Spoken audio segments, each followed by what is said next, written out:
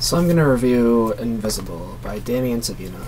I got this from Illusionist, or printed it about a month ago, received it around a week ago, and just straight up, it seems it's a pretty nice, it's a good purchase.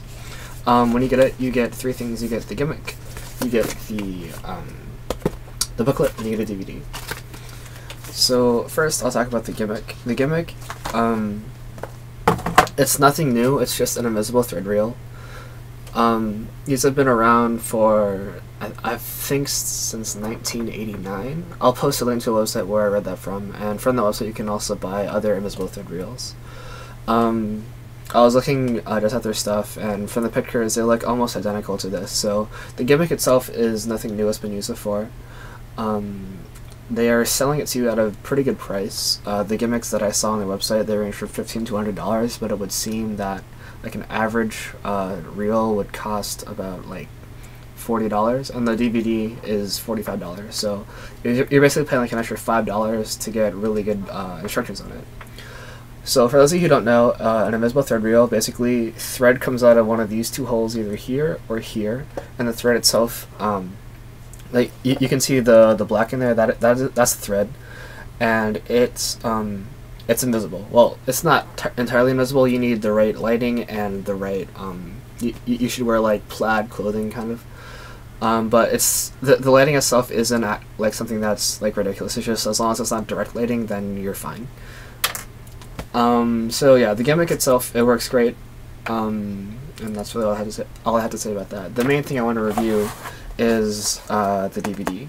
Now on the DVD they advertise that you learn 6 routines, but in reality you only really learn 4. That's because the haunted deck routine, there's 3 haunted decks, and it's not like a routine, it's just how to do the haunted deck.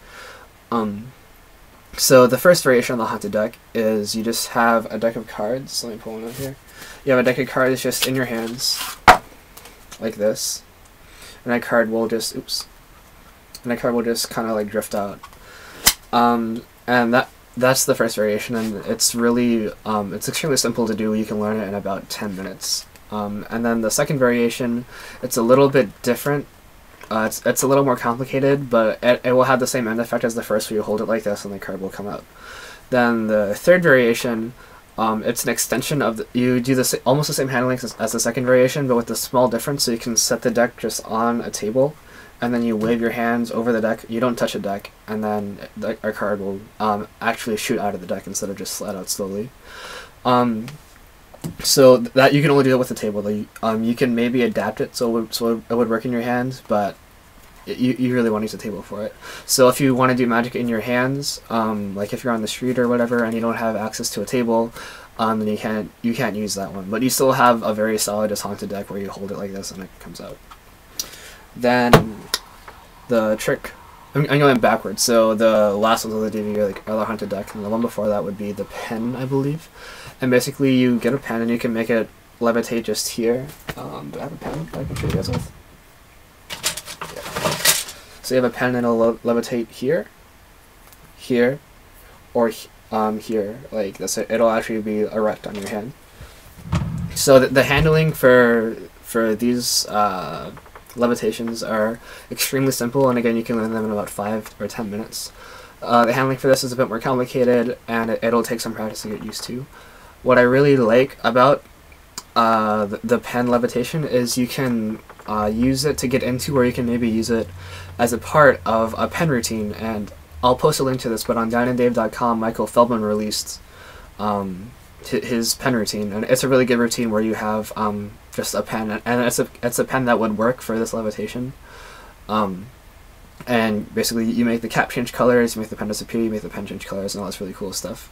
So I'll post a link to that, and if you really like, if you already have this and you really like the pen, I would recommend taking a look at that.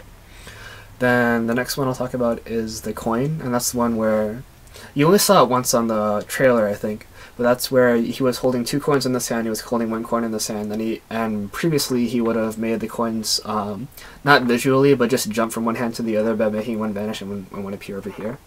And then for a finale, he will have the last coin move very slowly and very visually into the other hand.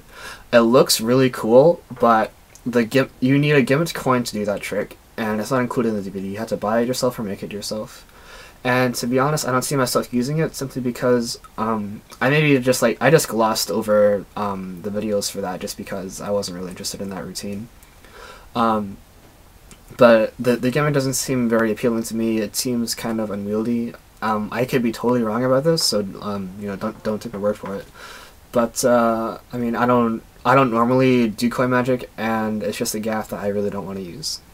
So that's all there is about that. But what I really want to talk about is the ring, and I really like this effect for multiple reasons. The first is that it's a really cool levitation where, well, I guess I'll talk about the entire routine first. Basically, the routine, you will have a ring on the back of your hand, you make it disappear, you make it reappear in your hand, and then you make it levitate. And so what's really cool about this is the way the thread is set up. When it levitates, you can actually just push it and it'll move laterally across your hand. As far as levitation goes, a lot of times you'll see something just like levitate and just like stay there and then it comes back down or whatever. You very seldom see something move while it's in the air. So it's a very different take on levitation.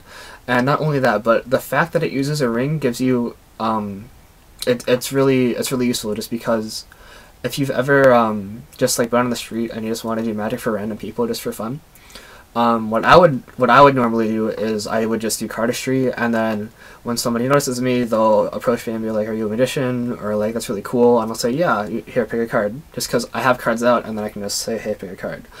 This is opposed to just going up to a random person and saying, "Hey, do you want to see a magic trick?"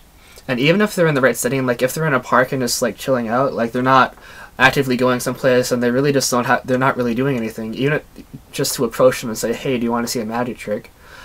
Just that phrase, to me it sounds very juvenile, just because I feel the public's view on magic that isn't stage magic, and I guess magic in general too, they see it as a very a juvenile hobby. That's just my opinion, and I can elaborate on that later. But the nice thing about the ring is, if you feel the same way that I do about approaching people, you can now approach somebody who's wearing a ring and say, "Hey, your ring, can I see it? It looks really interesting." And then, you know, they show you the ring, and then he's like, can I like hold it?" And then you get the ring, and then you can just go into the routine.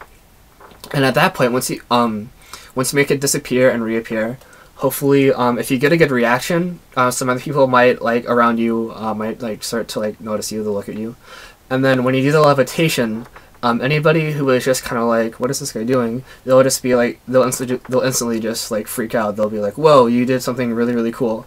And then from there, you can go on to any magic that you want to do. You can go into any card trick you want to do, or just any kind of magic that you wanted to do, but you couldn't really just walk up to somebody and say, "Do you want to see a magic trick?" So yeah, that's it for the tricks. And then the last thing I want to talk about is his teaching method. And his teaching method is actually really, really great.